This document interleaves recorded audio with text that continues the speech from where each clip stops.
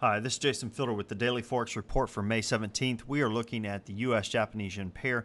This particular pair gapped down about 27 pips on the open of the session, has pulled back and closed that gap already. Typically, it does close within the first 24 hours. However, there's a very large percentage of the time, 89.1% of the time, that it's going to close that gap prior to Friday's close. Now, we are looking for this particular pair to continue moving lower, bias to the downside. It did close down on Friday's session. We are expecting this pair to potentially move as high as 96.90 and possibly as low as 93.96. Look for some resistance around 95.29 and look for some support around 94.50 in this particular pair. Now, switching to the Euro-USD pair, this particular pair broke out to the downside during Friday's session, gapped down just a little bit, nothing too significant on that. We are expecting this pair to continue moving lower, and the bias is to the downside. Now, we are looking for this pair to potentially move as high as 137.57, possibly as low as 133.53. Look for some resistance around 135.27 and look for some support around 134.05. Now, switching to the pound US dollar pair, this particular pair moved sideways pretty much all last week. We're looking for this trend to continue sideways over the next couple of sessions. Currently, the bias is sideways as well. Look for a potential high around 154.19, possibly as low as 149.94. Look for some resistance if it moves higher at 152.89 and look for some support around 151.13. Now, switching to the US Swiss, this particular pair moved much higher on Friday, broke out to the upside, and basically moved almost to previous support that has now become resistance. We have support here, here, and here, and if you notice, we moved and almost tagged it. Did form an overextended bar during that session, so we could either see this continuation of this a strong move to the upside.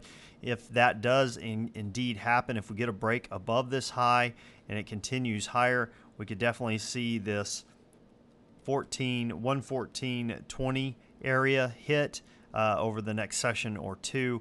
I could definitely see it moving up to that resistance point and then pulling back. Now, if we don't get a break of this high, look for basically this support that's now resistance to stop the market and it move lower. If it's going to move lower, it's probably going to tag this particular resistance area, so look for it to do that. If you wanted to take out the low right here and basically look for pips between here and here, definitely could grab some if it reverses.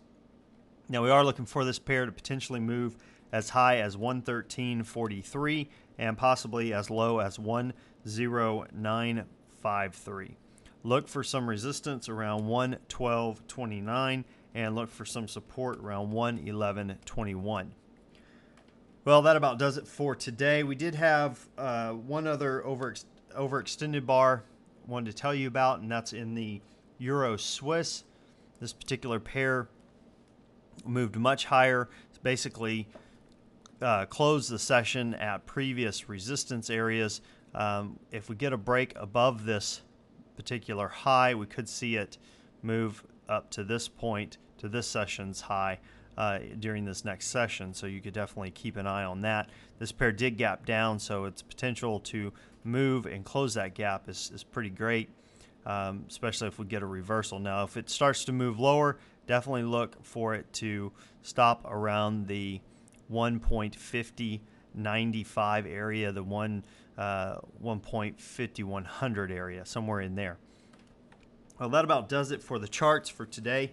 We are looking for the U.S. has their Secretary of Treasury speaking at the Newsweek magazine event at 11:30 a.m. tomorrow Eastern Time. Don't anticipate that moving the markets all that much, but you may want to take note of it. The Australians have their Secretary of Treasury, Henry, speaking on the economy at 10:30 p.m. Eastern Time tomorrow. I don't anticipate that moving the Australian US dollar pair all that much, but it's definitely worth noting if you have the time. That about does it for today. Until next time, this is Jason Fielder. Good trading.